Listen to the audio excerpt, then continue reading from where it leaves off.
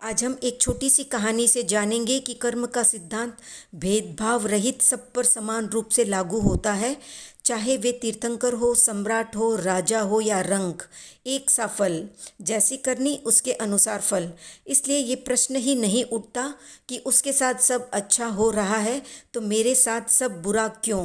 क्योंकि कुछ बुरा हो वैसे ही कम कर्म हमने अर्जित किए हैं, और जिसके साथ अच्छा हो रहा है तो उसने उसके अनुरूप अच्छे कर्म अर्जित किए हैं। हमें चाहिए अच्छा फल बुरे कर्म करने के बावजूद, जो कि कभी होने वाला नहीं है। बुरे कर्म से भी अच्छा फल मिलता तो कोई साधु क्यों बनता, साधना क्यों करता। इससे साफ जाहिर होता है अच्छी करनी अच्छा फल, बुरी करनी बुरा फल। जिसने जो किया है वही उसके पास लौट कर आएगा 100 गुना ज़्यादा होकर, चाहे किसी भी रूप में आए पर आएगा जरूर। इस सत्य को हर हाल में हमें समझना होगा, जानना होगा और हजम करना होगा।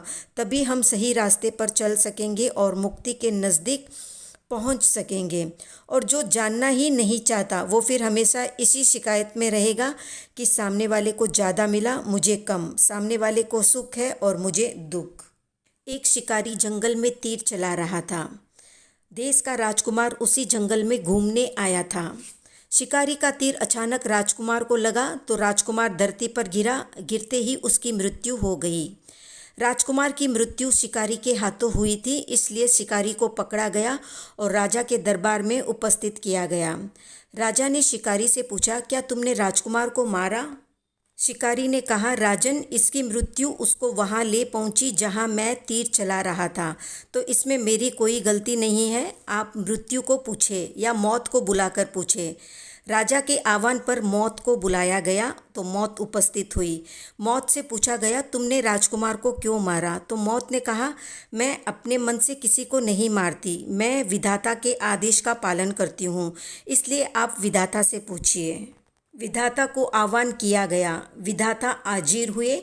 उनसे पूछा गया कि आपने राजकुमार को मारने का आदेश क्यों दिया? तो विधाता ने कहा कि राजन, हम तो आत्माओं के कर्मफल देखकर वैसा ही विधान बनाते हैं। आप राजकुमार को बुलाइए और पूछिए कि उसने ऐसा कौन सा कर्म किया जिससे उसकी मृत्यु शिकारी के हाथों हुई। राजकुमार की आत्मा को बुलाया गया और पूछा गया। तब राजकुमार ने कहा कि पिछले जन्म में मैंने इसी स्थान पर एक हिरण को मारा था। यही हिरण ये शिकारी बना है और इसने अपना हिसाब चुकता कर लिया है मुझे मारकर। तो इसमें इस शिकारी की भी कोई गलती नहीं है, इसने तो अपना बदला पूरा किया। हम दोनों का कर्म का भार उतर गया है और हिसाब चुकता हो गया है। तो इस तरह से राजकुमार ने हिरण को मारा, हिरण शिकारी बना और शिकारी ने फिर से राजकुमार को मारकर अपना बदला पूरा कर दिया। तो कर्म का सिद्धांत इसी तरह काम करता है। वीडियो पसंद आया तो लाइक, शेयर, सब्सक्राइब करें।